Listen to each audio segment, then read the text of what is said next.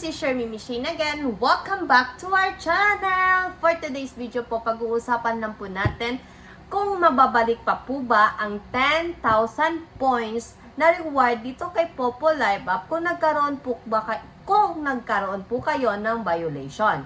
Pero bago po yan, don't forget po to like and subscribe to our channel first and hit notification bell para naman po ma-notify po kayo once may mga new videos akong i-upload.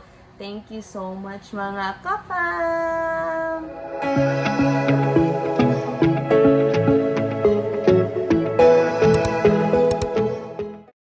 Gusto niyo po bang kumita every month ng ganitong halaga? Join our team now! Nasa description box po ang aming link kung gusto niyo po sumali bilang sub-agent.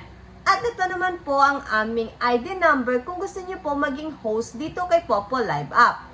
And download nyo na po ang app na ito. Nasa description box nandin po ang link. So yun na nga, pag-uusapan na po natin ngayon kung maibabalik po ba ang 10,000 points dito sa mga new users, sa mga newbies or beginners na rewards na binibigay ni Popo. Binibigay po kasi ni Popo ay exclusive po yan sa mga new user dito sa app niya. At ang tanong doon, may babalik pa po ba yun? Hindi na po. Once po kayo po ay nagkaroon na po ng violation. Dapat po alamin po ninyo kung ano po yung rules ni Popo sa pagsosolo live dito sa kanya. Para po iwas po tayo sa violation. Dito po kasi kay Popo, lalo na po dyan sa mga new user pa, may reward pong binibigay sa inyo si Popo. For 7 days po yan, everyday po na 10,000 points per hour sa pagsosolo live. At 2 hours po yan, so bali po, meron po kayong makukuha daily na 20,000 points per 2 hours nyo po na pagsosolo live.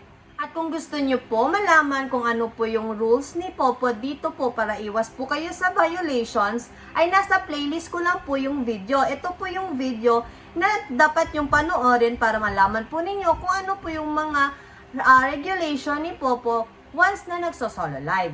Kaya nga po, sad to say po talaga na hindi na po talaga maibabalik yung 10k points per hour po dito sa kanyang reward. Kaya po, ang masasabi ko po sa inyo, kayo po dapat ay mag-ingat talaga once na nagsosolo live.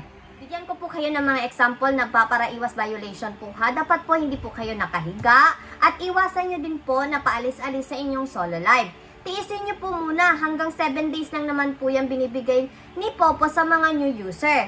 So, bali po, sa 1 week na po yan, pag once po kayo walang violation, ay makakapag-cash out po kayo agad-agad yan. Saan po kayo makakakuha ng $10 po? A total of 500 plus pesos na po yan. At yun lang po ang gagawin nyo, di ba? Kaya mga ka-fam, once na nagka-violation po talaga dito, ay automatic na po talaga makakancel ang inyong newbies task. So, ingat po talaga always. Yun lang po talaga ang masasabi ko. Mag-ingat at basahin po ang kanyang regulation dito. So, mga ka-fam, sa mga willing pong gustong sumali sa aming agency at maging sub-agent namin, nasa description box lang po ang link.